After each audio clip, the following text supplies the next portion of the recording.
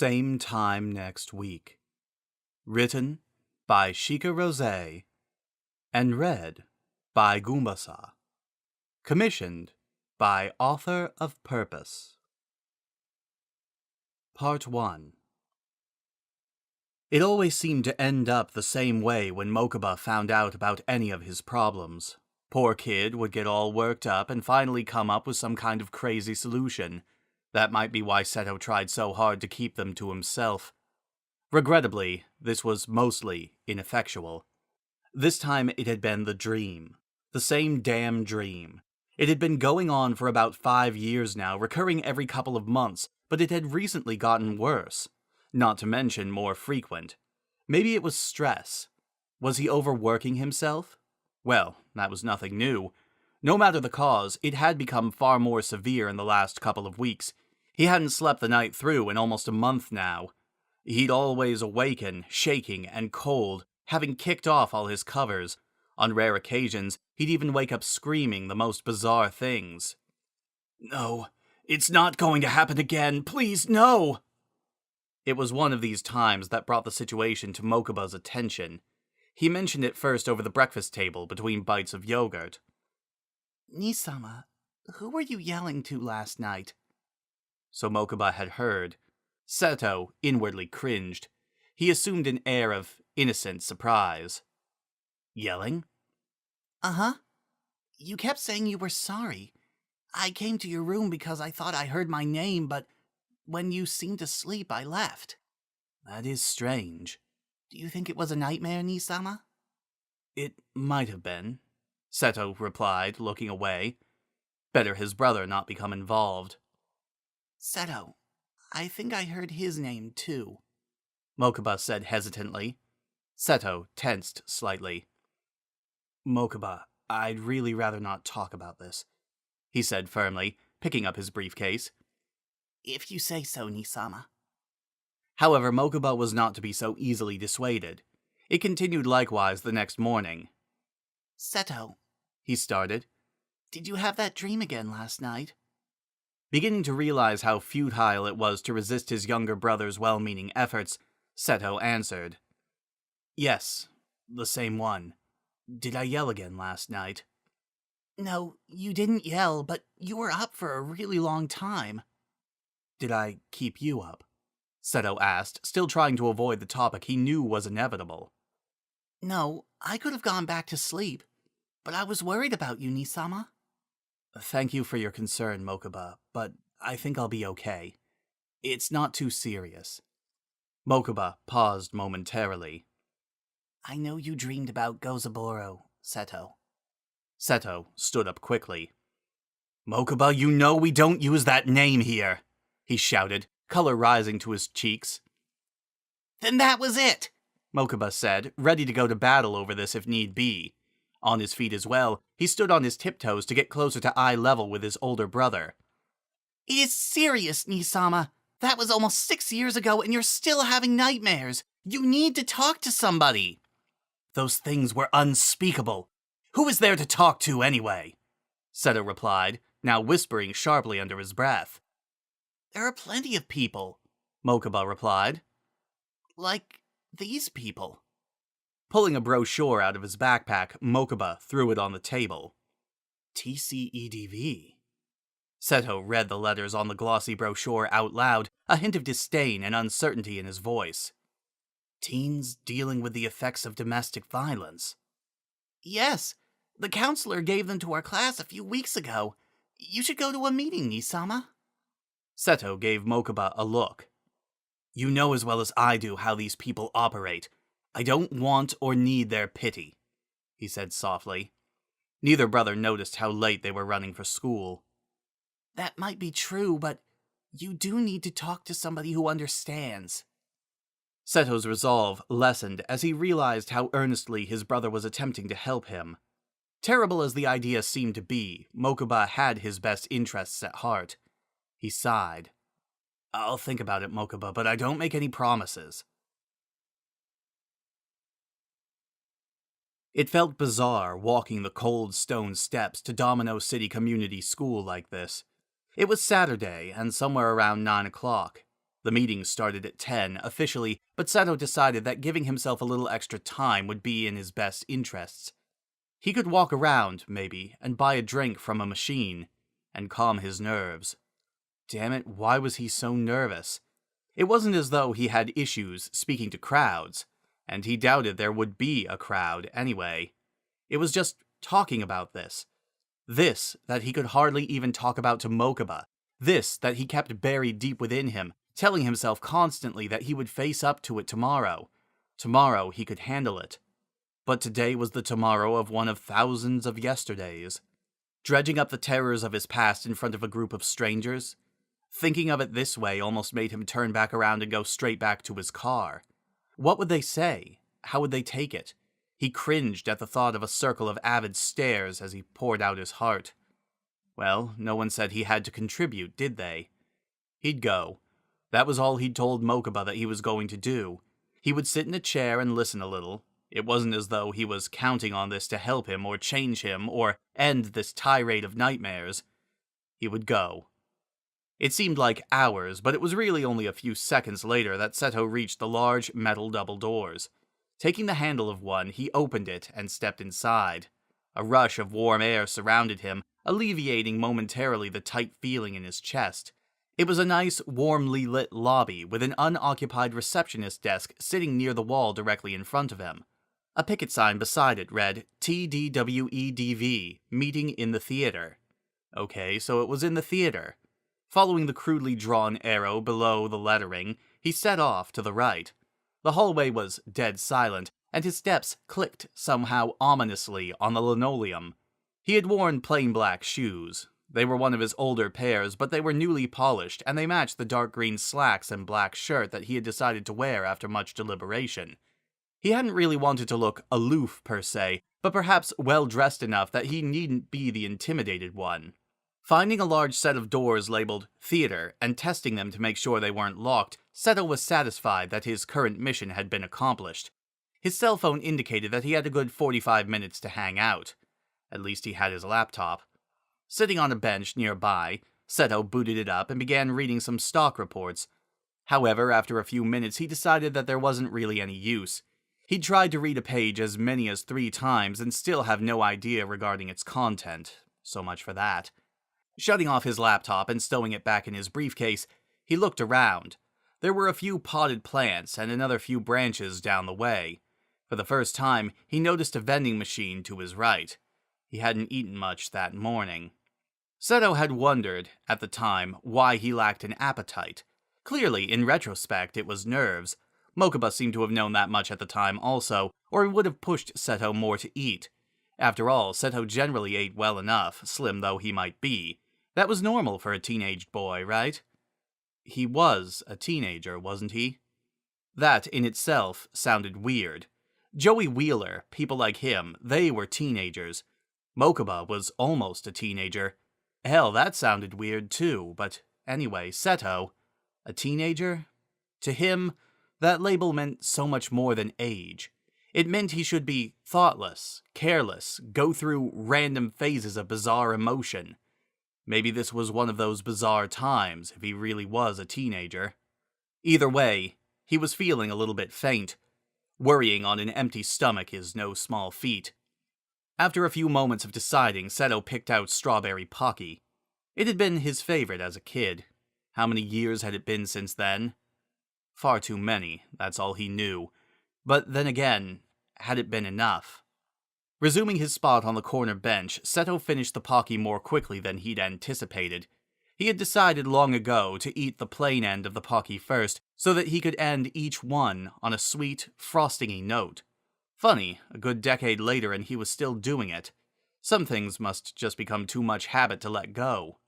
Suddenly, sitting there on the bench, Seto felt like a little kid all over again. The sweet taste in his mouth turned quickly bitter as the fear he felt was suddenly far too familiar. Come to think, he hadn't really been scared since those days. Walking as calmly as he could to the restroom, he splashed some cold water on his face. He took a few deep breaths. Was it really worth all this? How could this bizarre feeling of vulnerability and discomfort serve to make things better? However, Seto reminded himself, he hadn't even gotten into the meeting itself yet. Maybe that would have some more redeeming features. He checked his watch. It was almost 9:45. He could probably go now, if he wanted to. Taking a deep breath, Seto left the bathroom and again approached the doors to the theater. As Seto stepped through the doors, the first thing he noticed was the group of people that milled around.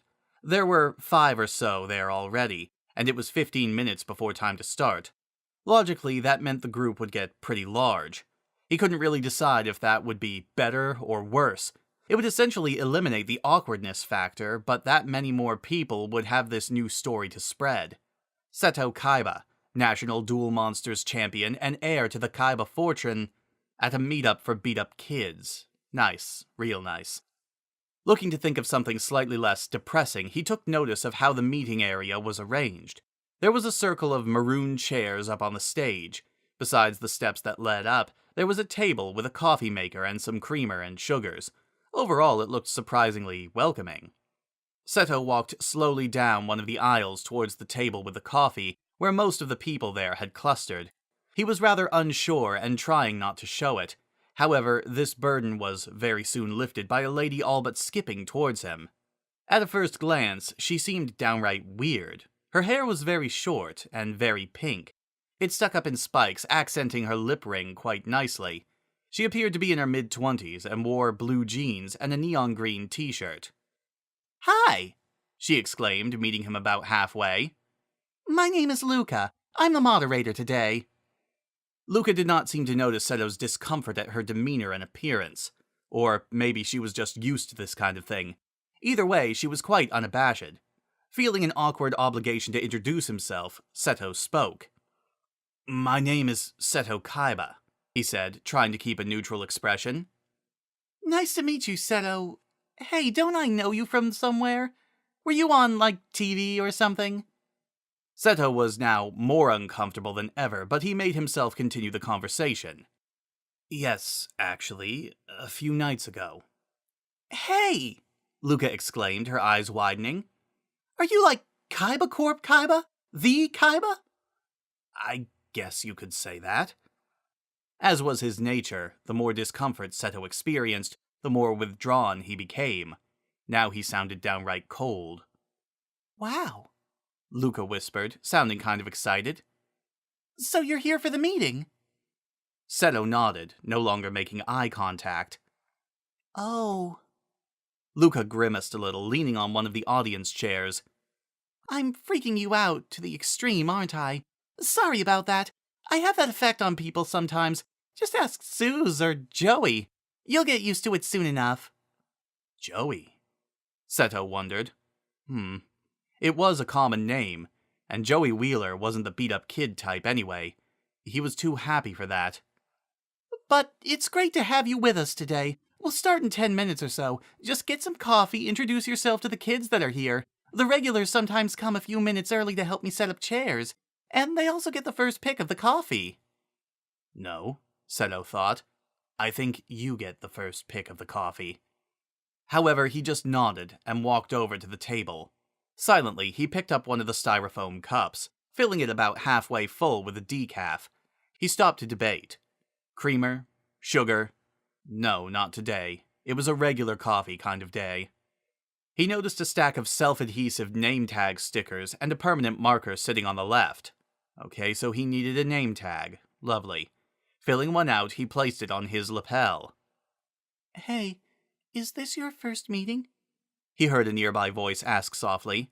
Not knowing quite how to react, he looked up and nodded. "Hi, my name's Susan, but you can call me Suze. That's what Luca and the kids here call me.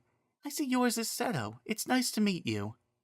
The girl talking to him now was not quite to Luca's degree on the abnormality scale, but she was definitely strange enough in her own way. She wore a black sleeveless knee-high dress over a long-sleeved white blouse with a turtleneck. Seto immediately understood the turtleneck. He had worn enough of those in his own day. Winter clothes were the best, for hiding bruises anyway. Suze's long black hair was down, framing her frighteningly calm face. "You'll like Luca. She's a little overwhelming at first, but she's really nice. She's been through hell and back, most of us have." With a little nod, Suze turned and walked away. Seto noticed suddenly that he hadn't said a single word in that entire conversation. Picking up his coffee, he walked up to the stage and took a seat. It was cold up here. He drew his leather jacket more tightly around him. Stowing his briefcase below the chair, he watched the entrance to see who would come in. A few more wandered in, some even looking halfway normal. These were contrary to his experience so far. Actually, there were all sorts of people. About the most random cross-section of teenagers that one would find anywhere. But they definitely had something in common. Finally, the meeting began. "So, good morning, everybody," Luca exclaimed, standing in the middle of the circle of about 20 teens. "Good morning, Luca," they all chorused. Suddenly, right after they had finished, the sound of feet pounding came from outside the door. Rolling her eyes, Luca turned around to face the theater doors. "Good morning, Joey," they all chorused, many laughing. The doors were thrown open, and to Seto's horror, it was none other than Joey Wheeler standing between them, looking rather winded but nevertheless triumphant. Seto felt slightly ill. Why Joey Wheeler, of all people? If he had known that, he definitely wouldn't have come. And, as he had decided before, Joey definitely wasn't the beaten kid stereotype. He had friends, lots of them. He didn't flinch backwards a few inches whenever he saw someone take off a leather belt in the school locker room. Joey, aside from the occasional outburst, was about as normal could get. And moreover, he wasn't supposed to be here either way. Seto looked for an exit.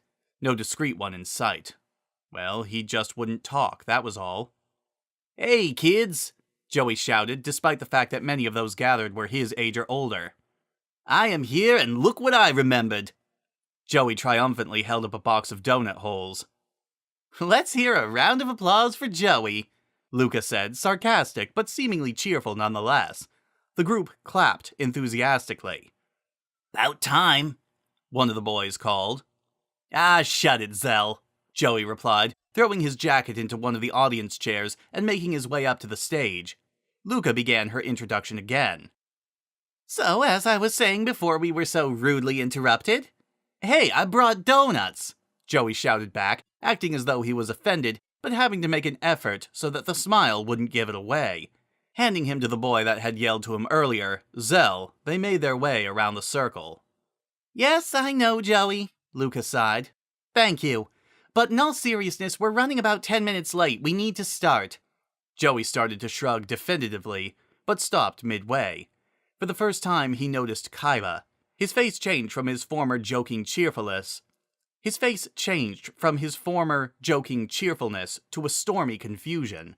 Quickly shaking his head and taking an empty seat across the room from Kaiba, he sat down. Seto saw the inquiring looks Joey sent in his direction, but belligerently looked the other way. Joey was inwardly seething as well. These were his people. This was his sanctuary. How dare he, Seto Kaiba, come and invade this part of Joey's life? And besides, what did Kaiba have that he didn't need anyway? He seemed to be doing just fine. But then again, what about all the coldness, the emptiness, the lack of capacity for caring, the need for control? Joey had to admit he was chilled at how many questions this answered. But that didn't change anything. Kaiba still wasn't supposed to be here. End of story. Luca, in turn, broke Joey's reverie. "Okay, now we can start. I see we have a couple of new people. Do you want to introduce yourselves?" He didn't look in Luca's direction because he knew that she must be looking pointedly at him. However, a girl sitting by Susan raised her hand. "Thank you," Luca exclaimed. "What's your name, hun?" "I'm Amy," she said quietly. She had wide blue eyes and wore a baggy black sweater that fell almost to her knees. Her jeans were somewhat tight and had flared cuffs, but that didn't flatter her very thin figure. "Good morning, Amy," the group chorused. "So, who told you about us, Amy?" Luca asked, hoping to comfort the girl into openly talking with them. "My friend's brother went here a while ago. He told me about you all." "Really?" Luca asked, smiling interestedly. "What's his name?" "Jericho," Amy replied, looking up for what must have been the first time. Pleased recognition sounded from the group. "I love Jericho!" Luca exclaimed. "He helped build this program 2 years ago. He's away at college now, but he still comes to visit sometimes." Amy nodded, smiling a little. We'll share testimonies near the end of today, and you can go if you want, Amy, Luca said warmly. I know there's another newbie. Seto, don't be shy. Joey looked up in partially disgusted disdain as the name was said. Seto nodded, looking up and speaking for the first time. My name is Seto Kaiba, he started, trying to make his voice sound unaffected. Good morning, Seto, the group chorused. A slight buzz of recognition sounded now, also. However, there was a bit of confusion mixed in. Are you like the Seto Kaiba? A girl across from him asked excitedly. The one with the Kaiba Corp and stuff? The boy beside her asked.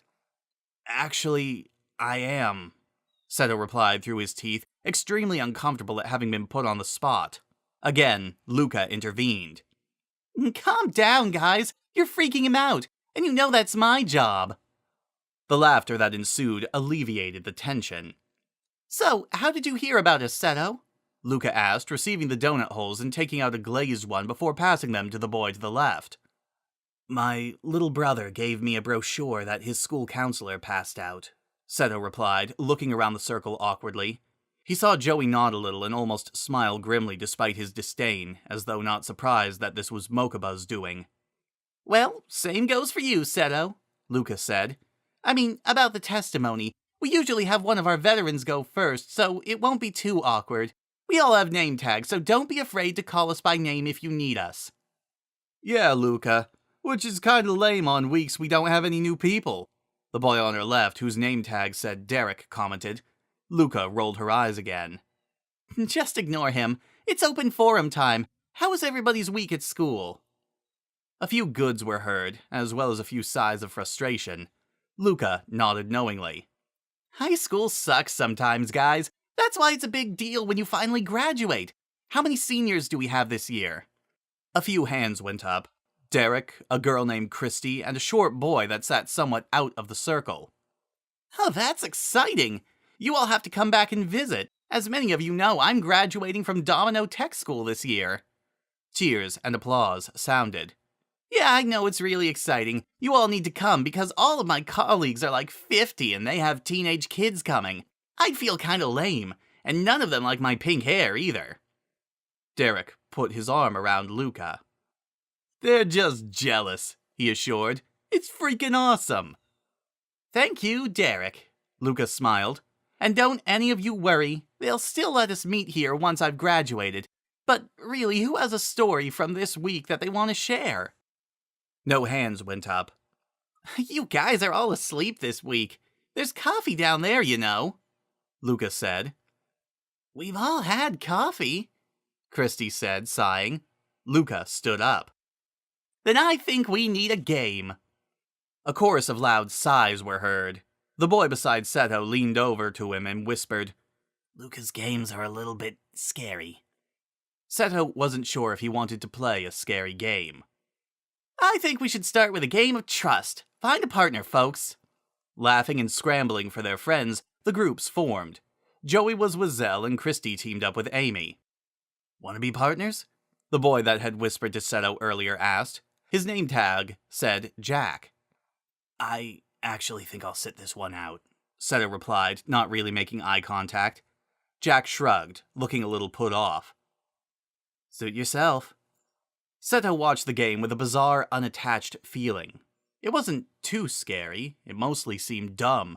They'd take turns falling backwards and letting their partner catch them. On one occasion, Zell stepped out of the way. Joey probably would have hit the floor if Luca hadn't been standing nearby, presumably waiting for this kind of situation from those two. Zell, you really are defeating the purpose, honey, she grunted, pushing Joey back to his feet and trying not to laugh. Sorry, Luca, you know he deserved it. I don't doubt it, Luca replied. But that's not the point. There's this whole ulterior motive to the game that has something to do with you guys learning to trust, and that might be a little screwed if Wheeler here cracks his head open. The group laughed again, and Amy even giggled a little tentatively. Seto, however, sat stationary, his arms crossed. He didn't want to be here, he didn't want Joey to be here, and he didn't want to play this game. Luca must have noticed this, but she knew better than to push him. The game dissolved now, and the teens were just talking amongst themselves. Seto again refrained, feeling as though he had little to say to any of them. He had pretty much had it. He was so far above this. Joey, however, had pretty much had it as well. He walked over, sitting in a chair across from Seto. Hey, just because you're some huge badass celebrity doesn't give you the right to shove the rest of us off, you know. Seto shrugged. I never said I did. Oh yeah? Joey asked. You know what people are saying, don't you? Some of them think you're just here to shove all your money in all our faces. I don't know why you're here exactly, but I know you well enough to know that there's some secret motive. Like hell you're actually here for the meeting. Seto gave him a disgusted look. Well, I think we all know you're not here to flaunt your cash, Wheeler. Joey was fuming. He stood up. No, actually, I'm here because my dad's an alcoholic in denial, and I've put up with his crap for the last 10 years. I'm over it now, but I want to help people that aren't. Seto was slightly shocked, but he was too angry to let this affect his game. Well, Joey, has it occurred to you that I just don't give a damn what any of you think? Any second I want to, I could walk out and my convertible will be waiting outside. I could go back to my life and forget all about you. Well then, Joey said, smiling icily. Why don't you? Seto reacted the way he generally did when he had been backed into a corner. Mind your own business, Wheeler, and let me take care of mine. Luca had noticed the boys' heated conversation, but she had decided to let it be. Seto looked like he needed to let off a little steam, and Joey could handle it. If she got between them, their spat would only become drawn out. At least this way, they could get it done and move on. All right, it's time to start back, she finally called. Zell, I appreciate your enthusiasm, but I think Derek's had enough by now. Don't read so far into these games. Zell laughed, shoving Derek playfully. Zell? Luca exclaimed, looking slightly angry for the first time. Sorry, Luca, Zell said, genuinely sounding it. There was a strict ordinance against any physical violence here. That was Luca's only major rule. They all knew he was only playing, but for some of the kids, it could still be upsetting.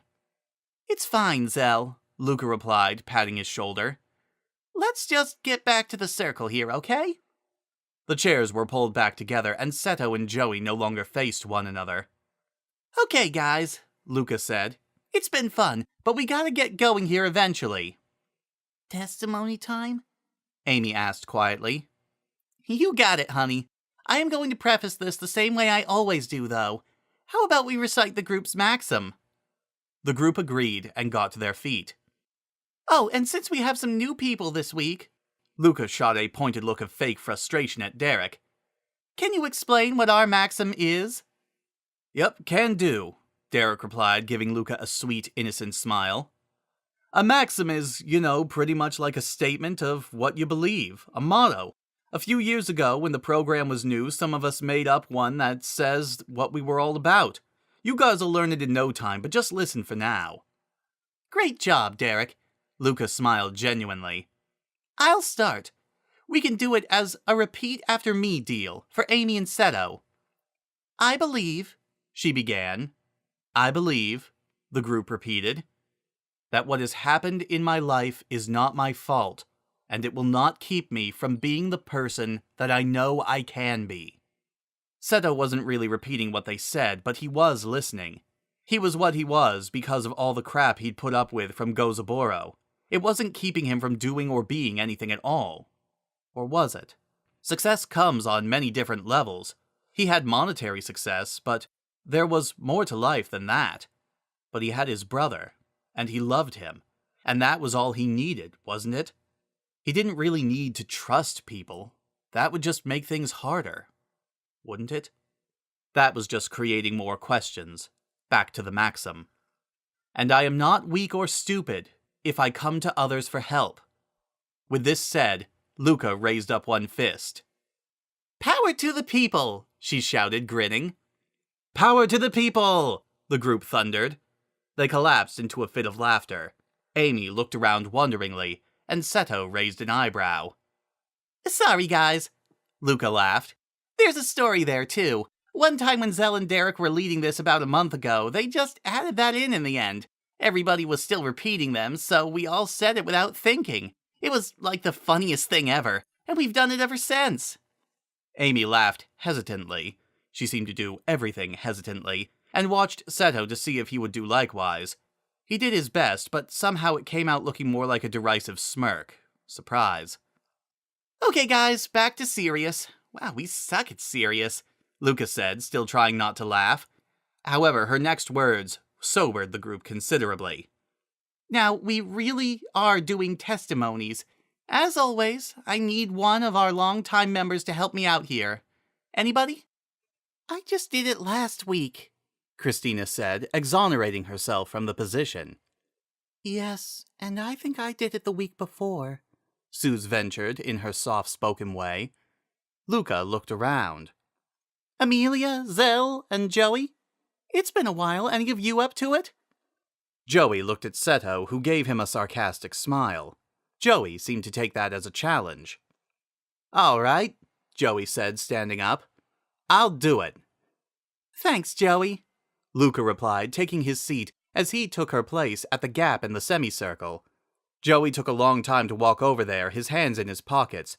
When he finally got there, he took a deep breath and looked up slowly from the floor as though psyching himself up for what he was about to do.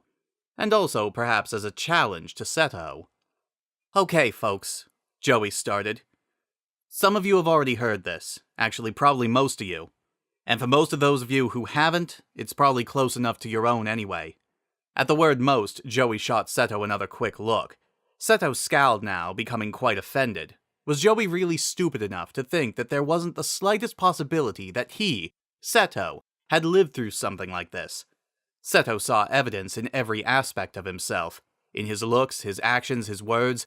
Perhaps that's why he was so rarely a social person. But enough of that. Let's see how Joey's story measured up. Impress me, Seto mouthed to Joey, who may or may not have caught his actual words. Either way, Joey took it the way that it had been intended. Okay, Joey repeated again, sighing.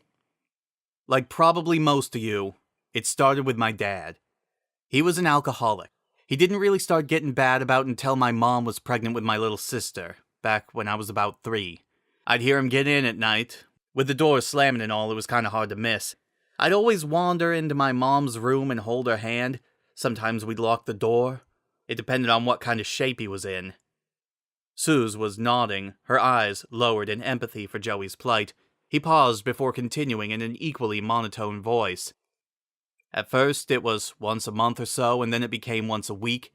It got to the point where we'd sometimes spend the night with my aunt, my mom's sister. But then again, we didn't always pick the right nights.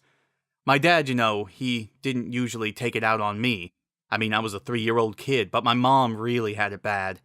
I remembered like yesterday the first time I saw a bruise on her cheek, and I asked how it had happened. She said that Daddy had gotten angry last night. At the time, I didn't really know what that had to do with the bruise at all. I didn't really figure that much out until I actually saw it happen. I was 4 then. By that time, my sister was born. Seto shifted uncomfortably in his seat. This testimony was already hitting close to home, and he could tell that Joey was barely getting into it. Somehow, he didn't want to have anything in common with Joey. It was like then he would have to like him, or at least approve of him. And Seto didn't like liking people, if that made any sense at all. Joey continued, breaking Seto's reverie. My sister was born a preemie, for obvious reasons. She had a few birth defects, mostly her eyes. She just had surgery recently, and some of you guys were there with me. Anyway, my dad kept this kind of shit, sorry Luca, this kind of stuff up until I was like 7, and my mom finally had enough. She thought she was the problem, and if she left it would be okay. She took a baby girl with her, but she thought I'd make it on my own. They were kind of strapped money-wise. They borrowed from my aunt we used to stay with, and besides, like I said, she thought that if she left, he'd stop it. Boy, was she wrong. Luca stood up to walk over to Joey, but he held up his hand and motioned her to stop. He could handle this on his own. He was really mad the morning after they left when he realized what had happened. That was the worst it ever was. When he got home, I was playing card games in my room. I heard the door slam and knew I was in for it. Yeah, it was really bad. I won't go into too much detail, but I skipped school for a few days afterwards. There was no way I was going to let anybody see me like that. It wasn't so much the bruises. 7-year-old boys get bruises. It was more because I was terrified of my dad and of the world. Sometime that week after stuff got back to normal, I realized that I could run away. Simple as that. I had been at my best friend Tristan's house playing video games, and when it was almost bedtime and I was supposed to leave, I told him that I wouldn't go. I just sat there. Joey's eyes seemed a little misted over, but he blinked and continued. Seto was beginning to feel sick with sympathy, and for Joey. So, his mom thought it was a joke and all, but then I started crying. I was like screaming. I wasn't going back home. So she called like defects or whatever. But there wasn't enough evidence to get my dad into any kind of trouble. And the whole thing made him even madder. The next few years were total hell on earth. I'd really rather not go into that, but it's mostly over. Now he usually comes home sober, except on holidays and stuff like that. And I took weight training at school so I can hold my own. I guess that's all I've got. Thanks, Joey, Luca said softly, putting her arm around his shoulders and walking him back to his seat. It's so hard to tell stuff like this. No matter how many times you've done it before. Believe me, I know. I'm headed for a psychiatric degree. Every time I go to a seminar, it's another group of strangers demanding to know why I'm passionate about helping people. This means I have to tell my own story. Again. But it helps. It doesn't feel like it now, but it really, really does. Do either of our new people feel like they could go now that the floor's warmed up? Joey, through his angry tears, gave Seto a defiant look, as though daring him to say something. With this, all of the sympathy that Seto had felt only moments before hardened once more to his former distance and animosity. Seto knew one thing. He wasn't going to let Joey see him get scared out of standing up there and spilling. Not after that. So there. I'll go, Seto announced, walking unshaken and purposefully over to where Joey had stood only a moment before. My name is Seto Kaiba, as I've said before, Seto started, keeping his mouth set in a narrow line and his arms crossed. Ironic how he looked and acted so much as Gozaburo did, and Gozaburo was the reason that he was here. However, he continued unflinchingly.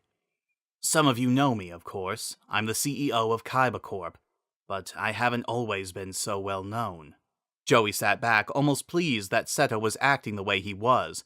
He sounded like he was reading some pompous bestseller account of his life so far. If he really was just a stuck-up jerk, which was certainly the way he was coming across now, Joey could hate him in peace. But let him go on. Joey was interested in where this was going. My mom died when I was very young. My father followed soon after. My younger brother Mokuba and I ended up in an orphanage. I imagine some of you have also been in this situation. Those of you who have know the terrible conditions there are. My escape was in playing chess. I would sit for hours at a time figuring out the perfect moves and the ideal strategy. Mokuba would watch.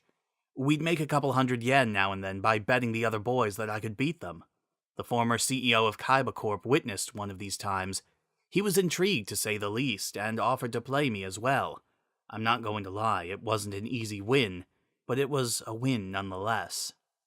The group whispered hesitantly among themselves. Where was this going?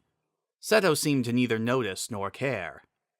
He adopted me after that. His reasons were quite bizarre. Apparently, I was the perfect likeness of his supposedly deceased son, Noah. In mind and appearance. He was determined to take me home and train me to be the heir to Kaiba Corp. However, our first argument happened when I refused to go without Mokuba. Joey clenched and unclenched his fists unconsciously. The way that Seto mentioned Mokuba brought to mind his feelings about Serenity.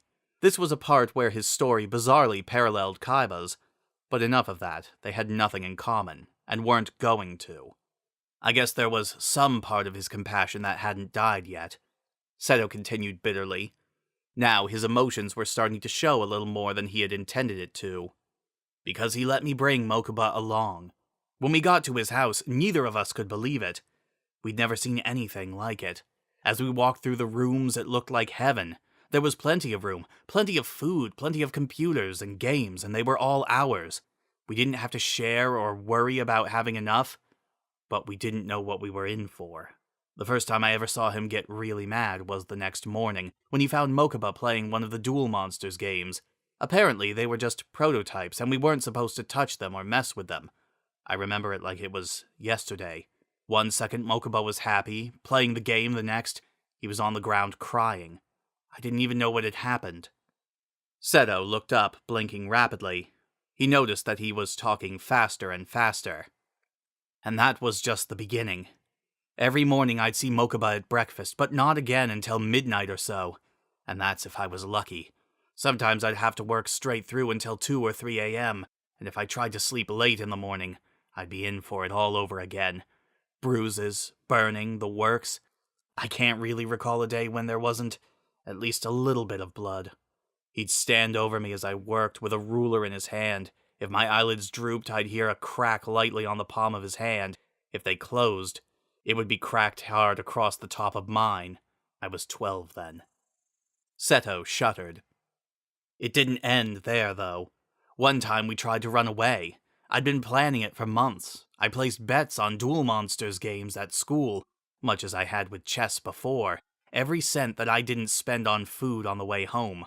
I really didn't have much time to eat otherwise. Went into a loose board in the back of my closet that I hadn't even told Mokuba about.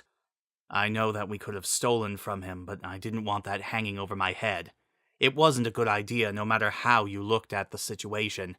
I'd spent hours plotting this, and again understand how precious time was at that point. We were going to get on a bus and just ride for at least a day. Then we'd be so far away nobody cared anymore. I could get a job and we'd find an apartment or some other kind of place to stay. Worst case scenario, I figured, we'd end up back where we started from. The orphanage, a foster home, anything would be better than this hell. Finally, the day came. When I left for school that morning, I'd taken all of the spare money, which amounted to a substantial handful of yen, and put it in a secret pocket that I'd cut into the hem of my jacket.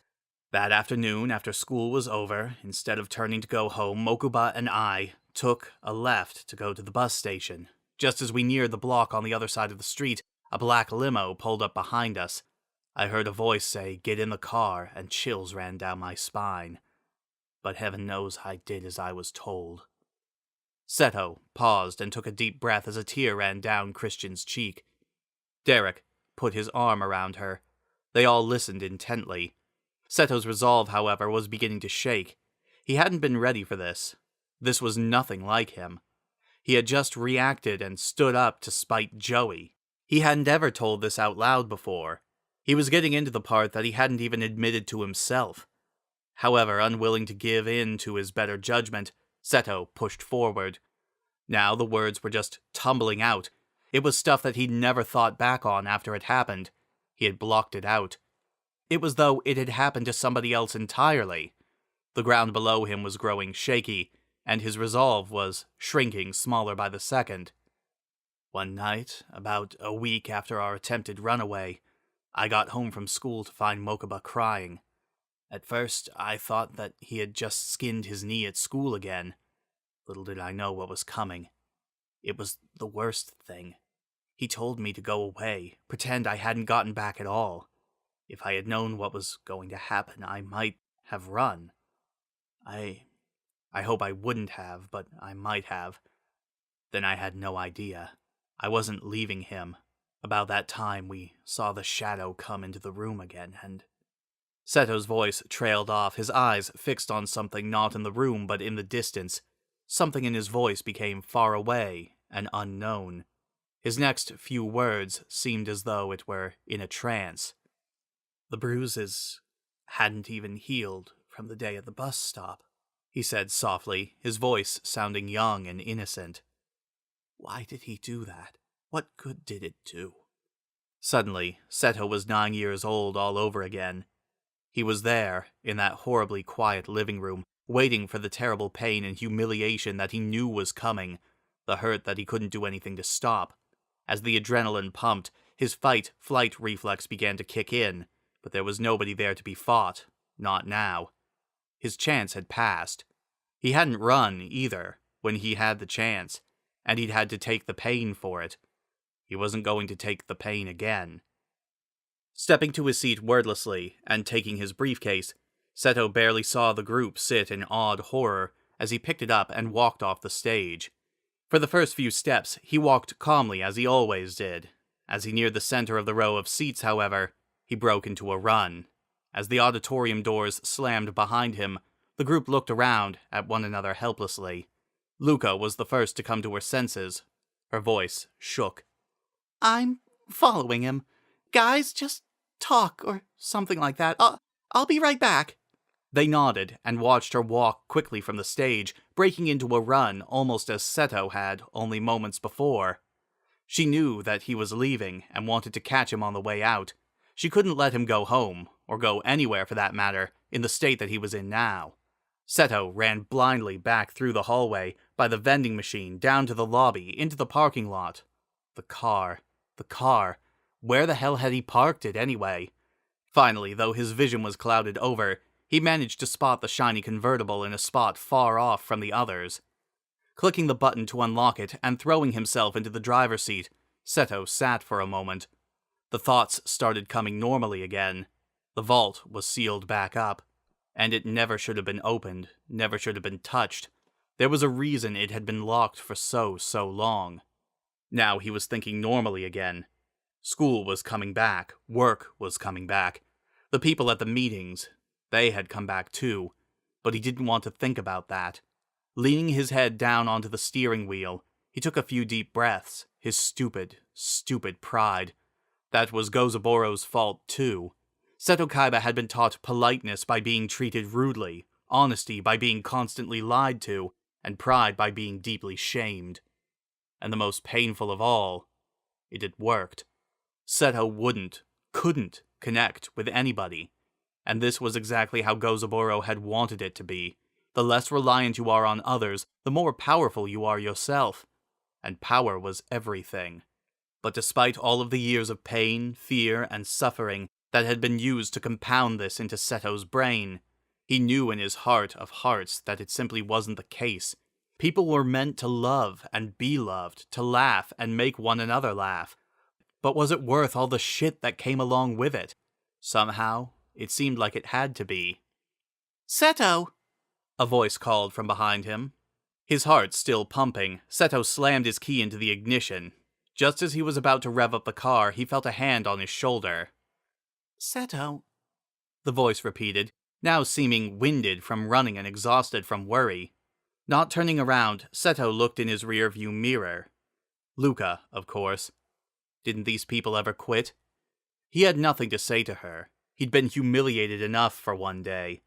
Now all that was left to do was to drive home and shut himself in his office, alone, to work away the hurt. "You can't keep spending your life running away from this," Luca said softly. Seto took a deep breath and collected his emotions before turning around, a familiar smirk overtaking his features. "Is that what they tell you at shrink school?" he asked coolly, raising an eyebrow. "Chill out, kid." Luca sighed, walking over and taking a seat in the passenger side of his car. "The hell do you have to prove, anyway?" Seto knew that she hadn't just told him to chill out, and called him kid in the same sentence. And to top it all off, she had just taken a seat in his convertible without his permission. Who did she think she was? He gave her an incredulous look, which she promptly ignored. "I'm not gonna lie to you. You need a lot of help," she said, crossing her arms. "And no, this isn't from shrink school. They tell us to tell everybody that they're really okay, but that's all crap because nobody's really okay." "If you're not even okay, as you put it, what makes you think you can help other people?" Seto asked calmly, still staring her down. Luca didn't miss a beat. "Seto, if I was okay, I would be zero help to anybody. Did you ever wonder why you had to live with what you did for so long?" Seto looked down. What kind of question was that? Aside from a downright obvious one, clearly she knew this much, for she assumed his answer. "I have too, for all of my life, and I finally found my calling, reaching out to people like Joey and Susan. And you, Seto." "I don't need anybody reaching out to me," Seto said, becoming again defensive. Luca shook her head, her pink hair catching the sun very oddly. If he weren't so offended at the disrespect and presumptuousness, Seto might have laughed. "Seto," Luca said, "anybody who would say that needs reaching out to more than anyone." Seto paused as his anger flared again. Was there no getting out of this conversation? He said the first thing that came to mind. He surprised himself with the volume and intensity it carried with it. "Damn it, why don't you call me Kaiba like everybody else?" he exclaimed, pounding his fist on the wheel of his car in frustration at being backed into a corner. Luca laughed silently, almost to herself. "Because that's just another defense mechanism you've developed over the years. When people call you by your first name, it makes you vulnerable. They might actually be learning something about you and becoming a part of your life," she explained patiently, putting a steadying hand on his shoulder. Funny, he hadn't even noticed it had been shaking. "I just can't do this," he said, becoming more and more certain of his words. "I can't tell this stuff. I can't come here and see these people. I just can't do it." Luca placed a hand on his shoulder, all but forcing him to make eye contact. As he looked up, his cold, lonely blue eyes locked with her sharply, intent brown ones. "Seto, you're not a can't kind of person," she said firmly. "I can tell that about you. No, don't freak out on me, it's the truth. Anything you believe you can't do, it's because somebody told you that. But you're the one that decided to believe them whether you admit it or not. I'm not saying you have to do anything, because I know better than to do that. I'm just telling you that you'll never live with yourself if you give up on anything. And that includes facing your inner demons. Think about it, Seto." With these words, Luca silently opened the passenger door and stepped out. However, Seto didn't immediately crank the car and drive away as he had planned. He just sat there, deep within his own thoughts. Facing his inner demons. Was that the same thing as opening the vault again? Joey remained where he had been sitting moments before when Kaiba's story had been so abruptly cut short. He flipped his cell phone open and closed it absent-mindedly in his jacket pocket, mostly to avoid thinking about it. About anything. What the hell had just happened? He still wasn't sure, quite honestly. Kaiba had been talking and then suddenly he was gone. The doors had slammed once, then twice, and Luca was gone too. Where was the rest of the story? What was the ending? Or had it ended yet? That was a scary thought. Joey shifted in his seat. "Oh my," Christina whispered softly, covering her mouth with her hand. Derek took a deep breath. "Yeah." "What do we do now?" Christina asked quietly, looking around. Amy looked up, biting her lip. "I'd go next, but I don't think I should," she said softly. "Yeah, that might be a little bit much," Derek agreed. "And besides, I know Luca would want to be here to hear you. Let's just talk or something." "What do you start a conversation about after something like that?" Zell demanded, uncrossing his legs and sitting up a little bit straighter. "What kind of universe is this, anyway? If Seto Kaiba's life sucks, I don't think many of us have a fighting chance." "Don't talk like that," Christina admonished. "He'll get better." "Honey," Zell replied, his eyes narrowing, "it's been years since that bastard stepdad of his killed himself. You remember when it was all over the news. If Kaiba hasn't moved on yet..." "He just hasn't been in the right place with people that could help him," Christina insisted.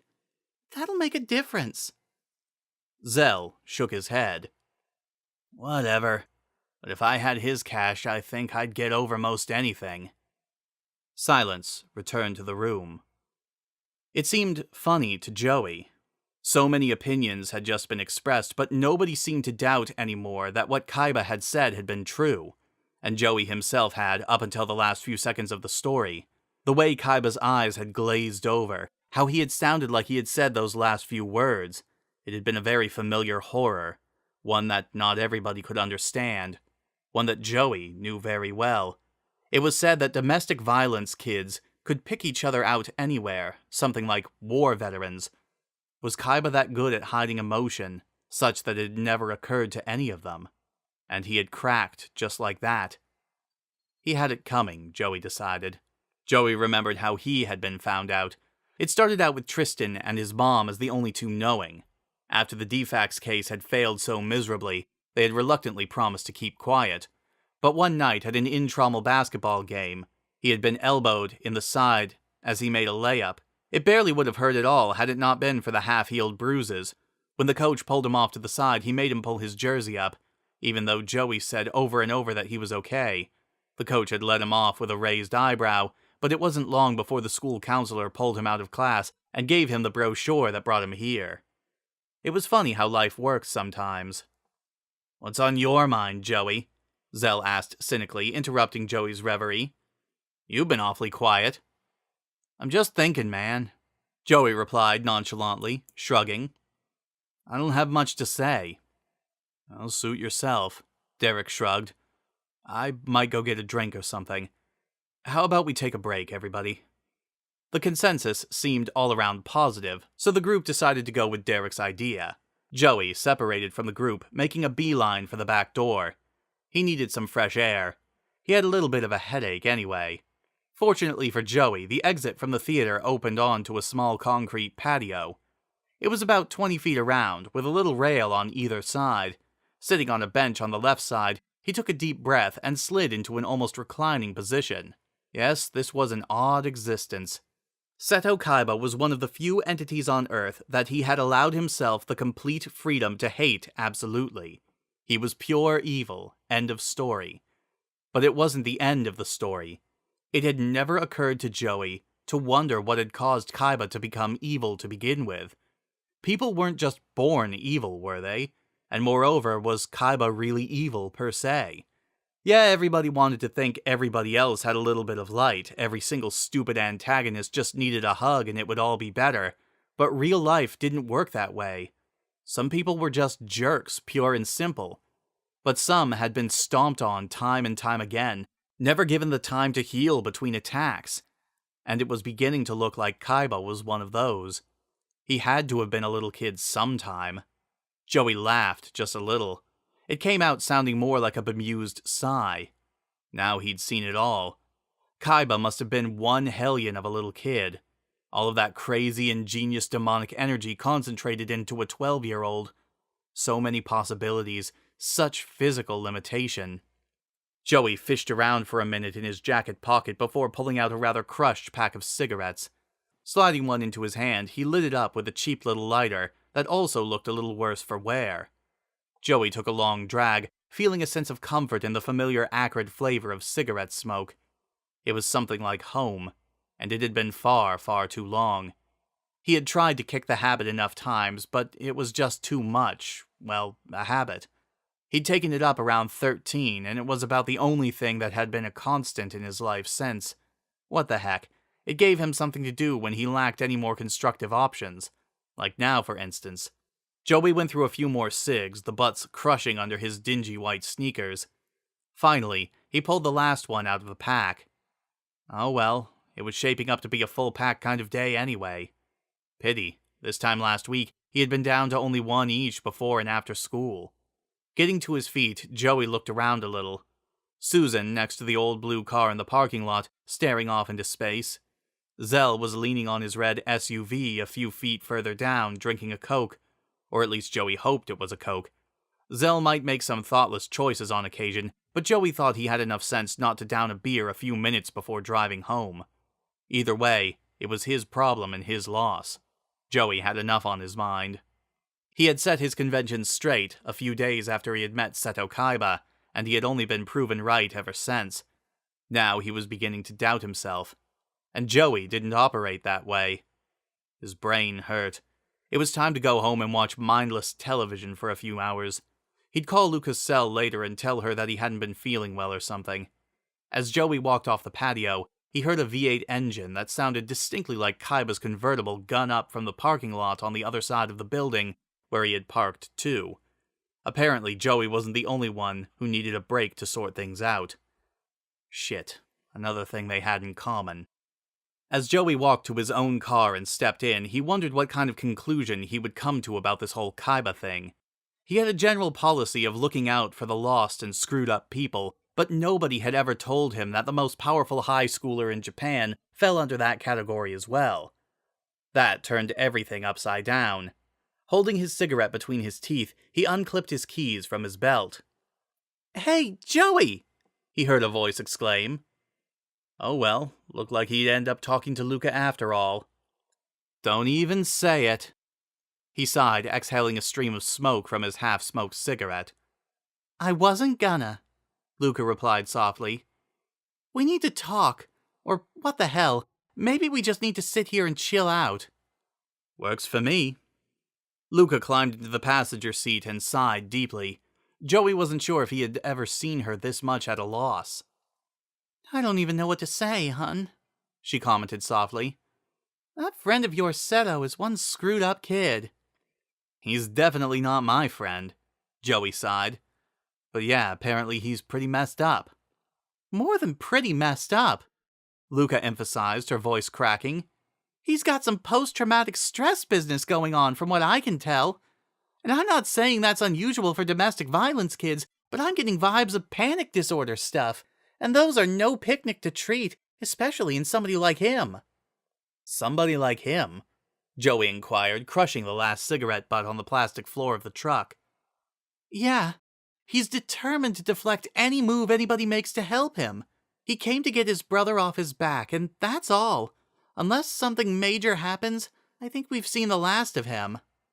"Well, maybe that's for the better," Joey replied coolly. "For the better?" Luca demanded hotly, shaking her head. "I give him 3 weeks, a month, tops, and he'll be a damn mess. There's something in there, Joey, in there really deep.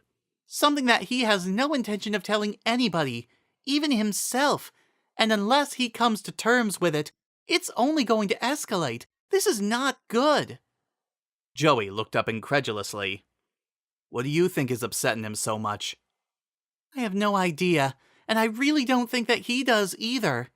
It almost came back to him a second ago when he was telling his story, and that's what scared him into leaving like that." "This is like some kind of stupid horror movie," Joey sighed, running a shaking hand through his hair. "I know. I was kidding about him being your friend. It's obvious how much you hate him. But do something. You're his age, you go to his school, you're a smart kid. Just try to talk to him. Now that he knows you're in the same boat, things might be different." "Luca, you don't understand," Joey said helplessly, but at this point, she had already left his car and was headed back to the school building. "Hey, Nisama!" Mokuba exclaimed, bounding into the office with his yellow messenger bag bouncing at his side.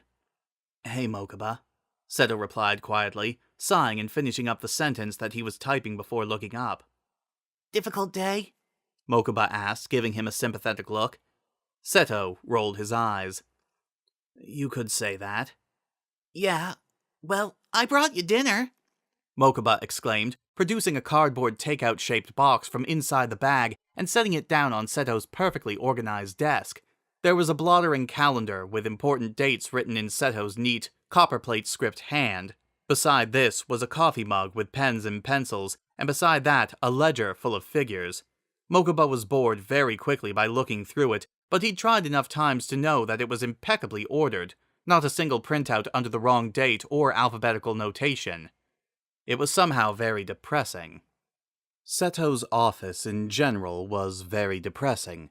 He had inherited the CEO suite from Gozaburo and had changed it very little since, aside from moving the enormous framed picture of his stepfather from the wall behind his desk.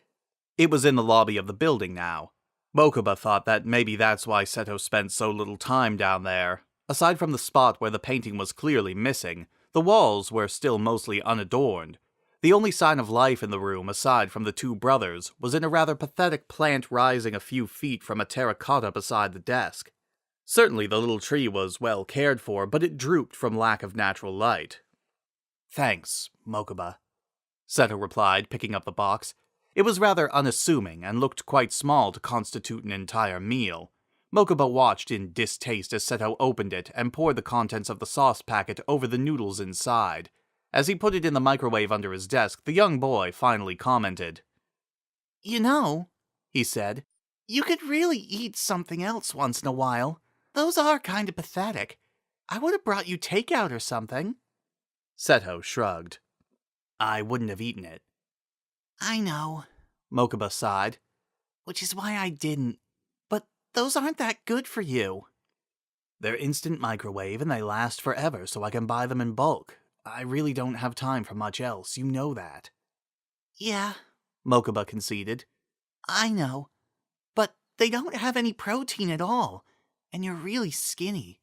Too skinny. Seto shrugged again. A lot of boys my age are skinny. Yeah, but they eat, Nisama. You don't eat. Not enough anyway, you're not healthy. You don't sleep well. Seto became a little defensive and decided not to reply. As he pulled a cheap, disposable pair of chopsticks out of his top desk drawer and removed a slightly warm box of noodles from the microwave, he could tell that his brother was still waiting for an explanation. I'm just busy, Mokuba, he said impatiently, again pulling out his laptop. It's not easy running a business and doing enough homework to keep my grades up and making sure that you do. Yeah, Mokuba agreed, laughing a little at the last part. I bet. By the way, I never did get to talk to you about the meeting on Saturday. How did it go? Seto paused in his typing and unconsciously bit his lip. It was fine, Mokuba. Yeah. Really? Mokuba asked hopefully. Does that mean you're gonna go back again? To the next one? I don't know. Mokuba's expression clouded over. Why not, Nisama? Well, Seto started. His mind was wandering back to that horribly awkward conversation he'd had with Luca. It's not easy, you know, talking to all those people that I don't know about all of that stuff. But Seto, you're good at a lot of things that aren't easy, Mokuba pointed out. Nothing that you do is easy, like you said. Yeah, but this is a different not easy, Seto started, trying to think of a good example of what he was talking about. Calculus isn't easy, right? But I can do that because I can think about it. I can look at it from every angle and figure out the right answers. But with this, it's like I don't want to think about all of it. There's a certain amount I've come to grips with, and the rest I just let alone. But that's the stuff that those meetings are for, Mokuba replied. That's the stuff that's giving you the nightmares. You can't run from this forever, Seto.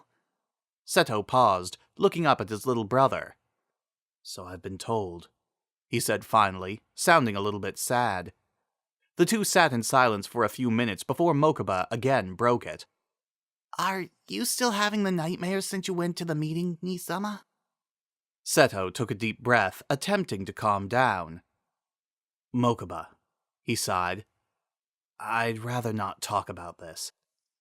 That's what you always say, Seto. Right when you're getting to the part that you need to talk about the most. You wouldn't talk to me, so I told you where to find people that might understand better. You won't talk to them, so now what are you going to do? Seto gave Mokuba a look of frustration. Do you think this is easy, little brother? Living with all of that? You didn't even see half of what went on. Yeah, you think what you saw of it was bad, and it was. The bruises, the cuts that you saw. Yeah, that was scary enough by itself, but what about all of the things that you didn't see? Again, Seto stopped himself. What about them, Nisama? Mokuba said coolly, folding his hands on the desk. I'm listening. I'm through. No, Seto, you weren't. But I am now, Seto said firmly and conclusively, looking away and stirring the noodle box lamely with his chopsticks in his right hand. Mokuba paused, giving his brother an imperative look. Why won't you tell me, Seto? I think I can handle it. What if I think you can't? Seto inquired, sounding somewhat cold himself. This heightened Mokuba's frustration. Seto, why are you being this way? We tell each other everything. Seto almost snickered, but he caught himself and simply replied in the cool way that he had before. Mom and Dad said for me to take care of you, remember? That's what I'm doing. I know that you try and do what's best for me, but the thing is, Mom and Dad really shouldn't have told you that. They should have said for you to take care of us. You don't take care of yourself enough, and you won't listen to me. Suddenly, and without warning, Seto jumped up. "And why should I listen to you?" he demanded, breathing heavily. His voice escalated to what could have been considered a shout. "I'm sick of this. I'm sick of all of it. You don't know how to manage a business, be in school, raise a kid. You don't know what it takes. I'm doing a damn good job. And to hell with it all. I'm alive, you're alive, the company's not bankrupt, and I don't want another word from you about any of it." With a sweep of his fist, he knocked over the abandoned chair. It landed on the floor sideways with a shuddering crash. Seto Kaiba then stormed out, the heavy door to the office slamming behind him. Mokuba sat for a minute or two in silence, his mind completely blank. In all of his years alive, he couldn't remember his brother raising his voice at him like that, much less knocking over furniture. What had just happened? It was almost like he was back again, except this time it was 100,000 times worse, because he didn't have Seto to turn to and help him to feel better. Seto was the one that had caused it. Mokuba's own Seto. His quiet, sweet older brother. What had happened? Who was he turning into? Mokuba got up and just stood there aimlessly for a second, not knowing where to go or what to do.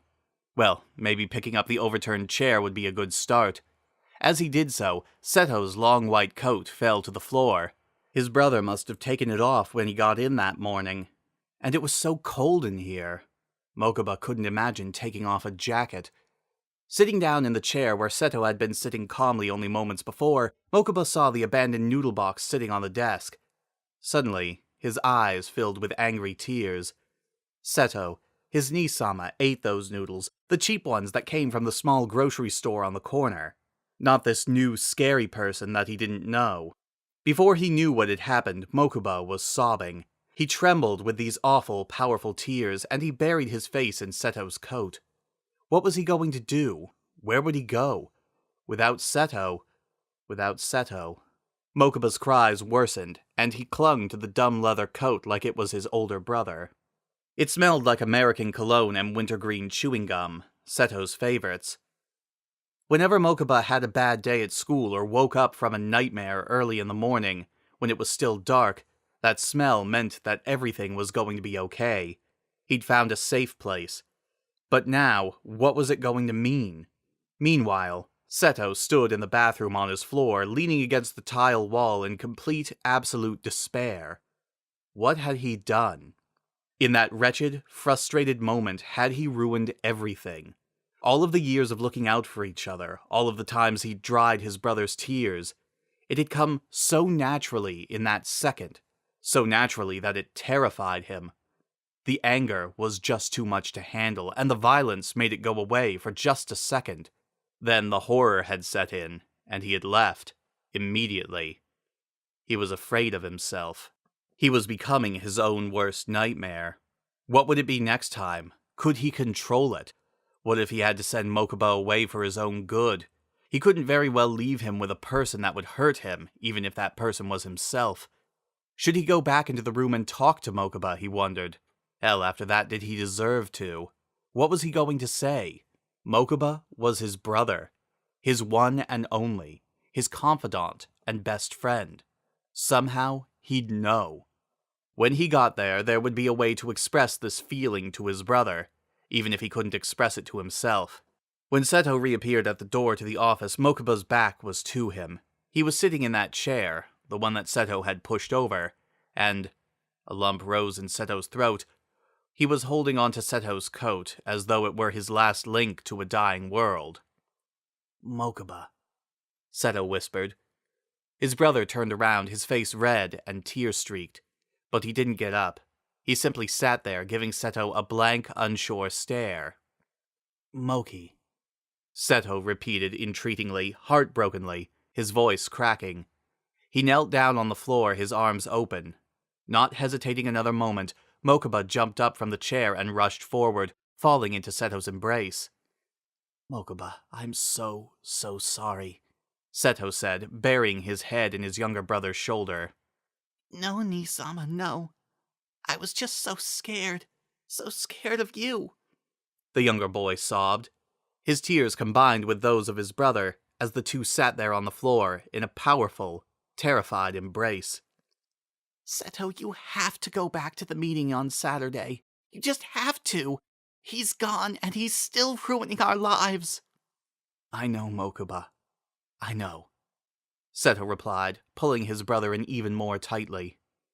I'm going. Don't worry. Nothing like this will ever happen again. Seto walked out to the Domino Tech parking lot that Saturday afternoon feeling like the lowest of the low. He had that disgusting gut feeling that almost always meant guilt, severe regret, or perhaps the aftermath of intense nervousness. What the hell, maybe it was all three. Everybody seemed to have departed a while ago.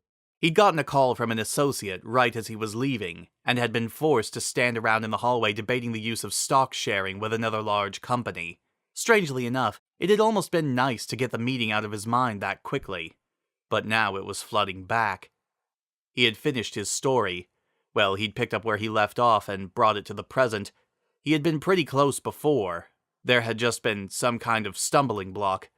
Once he started again from beyond that point, the rest came easily enough. He knew that there were still plenty of holes in the account. Perhaps that explained his unease. Seto hadn't been the focus of the whole meeting, thank goodness. Amy shared her story too. Her mom had been a drug addict, and she had been adopted by her aunt. Unfortunately, the aunt was only slightly better. She had kids of her own to worry about, and Amy was all but neglected. Seto felt bad at the time that he had such a hard time mustering up sympathy for her, but it had been difficult. He would have given anything to make Gozaburo ignore him completely. Seto's reverie was broken abruptly by the sound of someone attempting to crank a very pathetic-sounding motor nearby. It would rev once or twice before coughing out. Its owner would try again, and again there would be nothing. Seto wasn't great with mechanics, but he was better than some. He glanced over in the direction of the noise to see if he could help, or maybe just in hopes of a distraction. When Seto did so, his stomach turned. Of course, the car had to belong to Joey. He turned away, hoping that his concern hadn't been noticed. Even though he knew very well that Joey wouldn't be interested in any help he had to offer, he still felt a twinge or two of guilt. He'd be right there if it was anybody else. Just, why Joey? Well, that was pretty clear. Joey didn't exactly manage his own business, that was for sure. It was logical that his car would be on its last leg. Or his truck, whatever. Seto continued on to his own car. When he got there, he immediately buckled his seatbelt and stuck his own key in the ignition. Of course, it started beautifully. The V8 made a rich purring sound that split the silence of the empty lot. As Seto backed out of his parking place, he saw Joey again in the rearview mirror.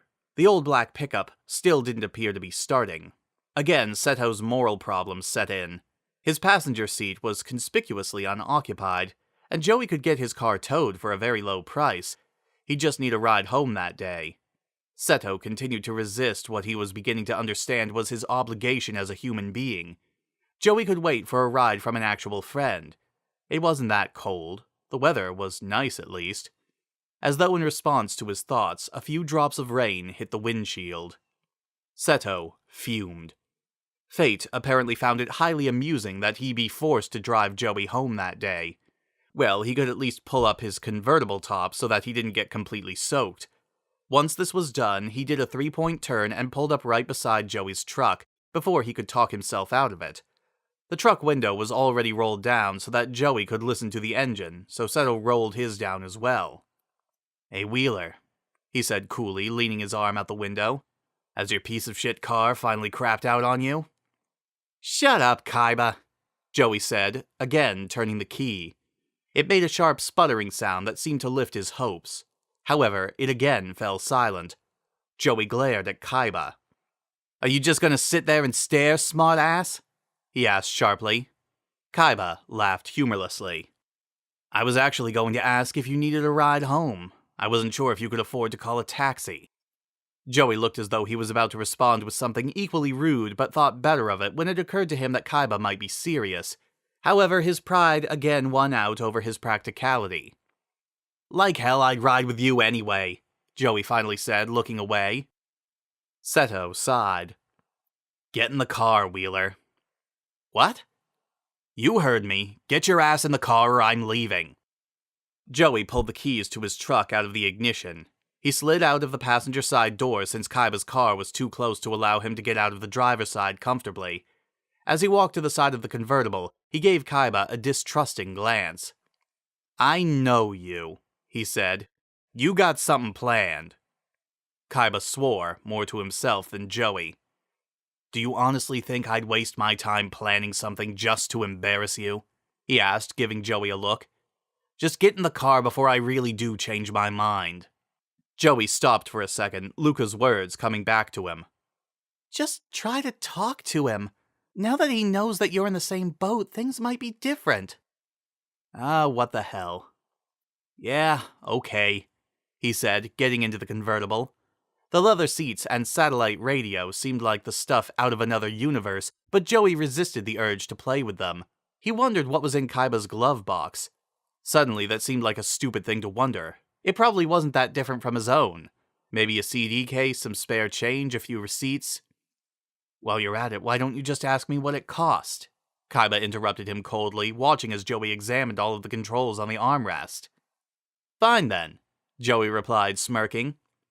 "How much did it cost?" "More than your house, that's for sure." The conversation, naturally, ended there. The two traveled in silence for a few minutes. Joey crossed his arms and looked out the passenger side window, avoiding eye contact. Sure, he was supposed to talk to him, but what exactly would he say? It was clear that Kaiba wasn't going to start the conversation. Seto continued to focus on the road, more than simply driving through Domino City required. He was a good driver, and could have multitasked, but it gave him a good excuse not to talk to Joey. It was the first rule in business proceedings not to sit in a very close proximity to someone for too long without initiating polite conversation, but he certainly didn't have anything to say. Suddenly, Joey surprised him. "So, what do you think of the meetings? And everybody?" he asked uncertainly. Seto raised an eyebrow and still avoided looking over. "They're okay," he replied diffidently. "Kind of strange, though. Yeah, it's hard to be normal coming out of stuff like that." Seto shrugged. "But I would never say that around Luca," Joey continued. "It would seriously piss her off. Normal is her least favorite word ever." "I could see why," Seto replied wryly. Joey ignored him. "She says that normal is a Dryas setting. There isn't really such a thing as a normal person." The silence resumed. Joey was getting increasingly frustrated that his attempt at conversation was working so poorly. "That, really sucks about your dad," he commented finally, hoping to stir up some kind of response. And that he did. "Gozaburo Kaiba was not my dad," Seto replied stiffly, his words strangely monotone. "Whatever," Joey replied, shrugging. He'd struck a nerve. That meant he was finally getting somewhere. "No," Seto said, his voice raising. "Not whatever. That bastard has nothing to do with me." "Don't lie to yourself," Joey continued calmly. "He has everything to do with you. Why else would you have panic attacks like you do? Not to be able to go through normal day-to-day stuff." Seto looked up at him, aghast at his nerve. "How the hell would you know if I have panic attacks?" he asked. "Well, the fact that I witnessed one helps a little," Joey replied, his momentum building. "That day you left the meeting, I know what you were feeling." "No, you don't," Seto continued, the pitch of his voice raising the smallest amount. "Shut up now," Joey responded by instead getting louder. "You felt like you were watching everything that was happening in slow motion, and that you were watching yourself from a distance. It felt like cold water had been poured over your head, and you didn't know what you were going to do, because things would never be normal again." Seto didn't dare to make eye contact again. "Don't be a dumbass about this," Joey sighed, sounding strangely empathetic. "You know I'm right. I know I'm right. I've been through all this shit too, you know." Without warning, Seto slammed on the brakes and swerved into a nearby parking lot with a fast food drive-thru. "I'm getting coffee," he said sharply. "Do you want anything?" Joey gave him a glance somewhere between surprise and impatience. "Yeah, I'll take a Coke," he finally said, continuing to watch Seto. Luca was right. Poor screwed-up bastard. He needed all the help he could get, but the thing was he wouldn't accept any. When they got their drinks, Seto pulled over in a parking place for a second so that he could pour the cream and sugar packets into his coffee. He sighed. Mokuba came to mind as he emptied the sugar packets into the styrofoam cup. His brother liked to steal sugar packets from the cabinet at the house and eat them plain. It disgusted Seto immensely, but somehow amused him all the same. Mokuba, Mokuba, Mokuba. He had hurt the kid pretty bad the other day. Yeah, he claimed to have gotten over it. They did pre-algebra together like always, and he almost seemed back to normal. But the tension was there. There wasn't any getting around it. I did some pretty awful stuff, Seto commented out of nowhere. What? Joey asked, caught off guard by this apparently random confession. Yeah, I yelled at Mokuba the other day, and knocked a chair over. Joey sat there for a moment, wondering why Seto felt the need to confess this here of all places, and to him of all people. Why? He finally asked. I don't know, Seto burst forth, a little of the coffee splattering on his hand from the force. It just came over me out of nowhere. He said something that made me kind of mad, and I was almost afraid that I'd... Seto's voice trailed off. Hit him. You were afraid that you would hit him, Joey finished softly. Seto looked away. But I'd never do that, he said quietly. You're right, Joey replied. You wouldn't, but you've been taught by your environment that it's the way to react to anger. It was an impulse. Luca calls it nurture stimulus or something like that. It's really common in kids like us. Seto felt a bizarre twinge at the phrase, kids like us. It suggested some kind of bizarre commonness between them. The same united feeling that he had been resisting since he'd learned that disquieting fact about Joey's history. He said the first thing that came to mind, regardless of how little sense it made. But I didn't hit him, he said quietly. I just knocked over a chair. And that's a good thing, Joey said softly. You did what you had to and rose above it. It gets easier.